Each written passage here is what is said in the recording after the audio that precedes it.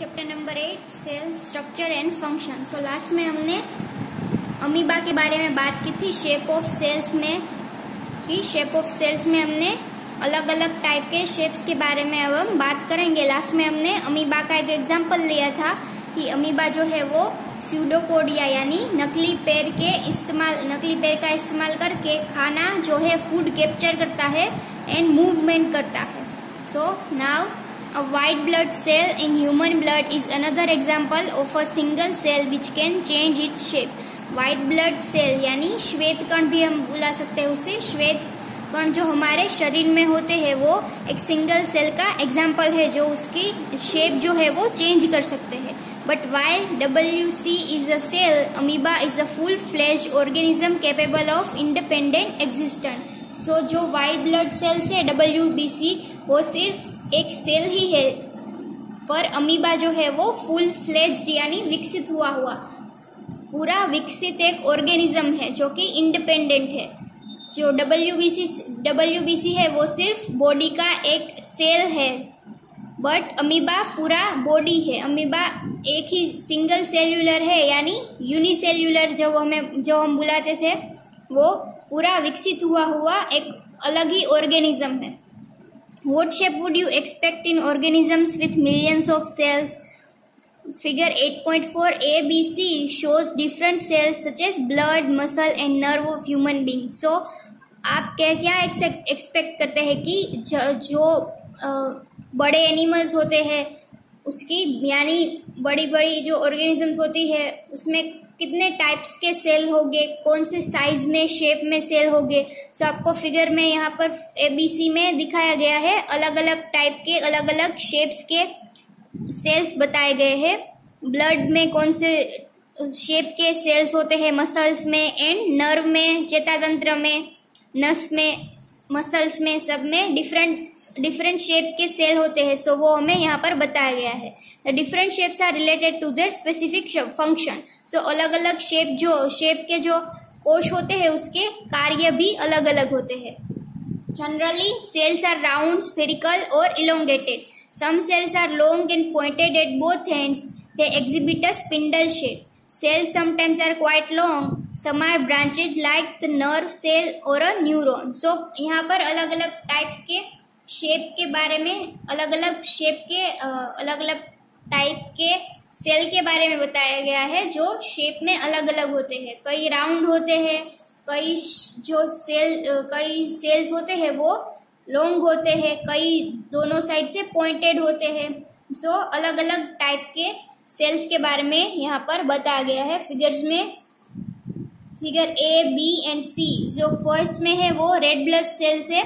RBC वो कैसे है, स्फेरिकल यानी राउंड है जो शेप में वो। देन B में जो है स्पिंडल शेप मसल सेल। सो मसल में हमारे इस टाइप के शेप के सेल होते हैं जो दोनों तरफ से पॉइंटेड है। And then C is long branched nerve cell. चेतातंत्र में जो कोश होते हैं उसके बारे में फिगर C में दिखाया गया है। Page number 93। Thereby helping to control and coordinate the working of different parts of the body. Can you guess which part of the cell gives it shape? Components of the cell are enclosed in a membrane. This membrane provides shape to the cell of plants and animals. तो cell को shape कौन देता होगा?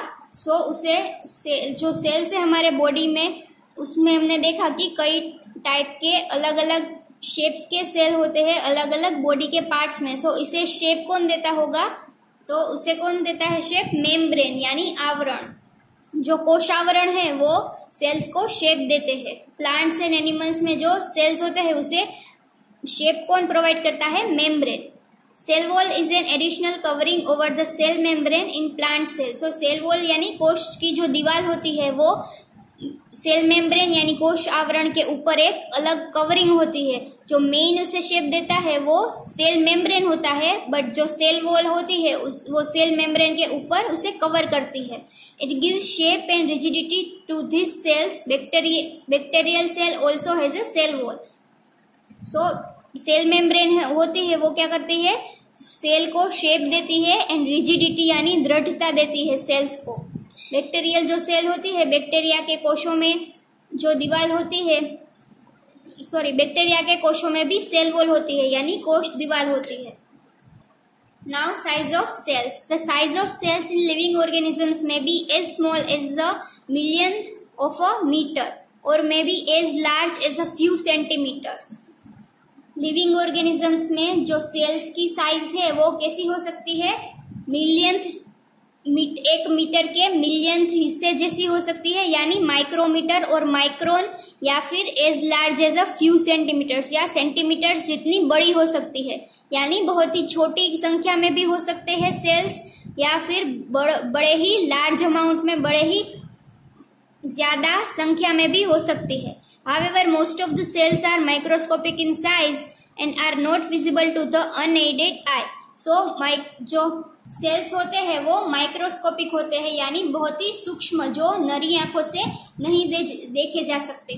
They need to be enlarged or magnified by a microscope. So, हम उसे magnify करके microscope में देख सकते हैं। नरी आंखों से हम उसे नहीं देख सकते क्योंकि वो सूक्ष्म जीवी होते हैं, बहुत ही सूक्ष्म होते हैं, माइक्रो साइज में होते हैं। The smallest cell is 0.1 to 0.5 micrometre in bacteria.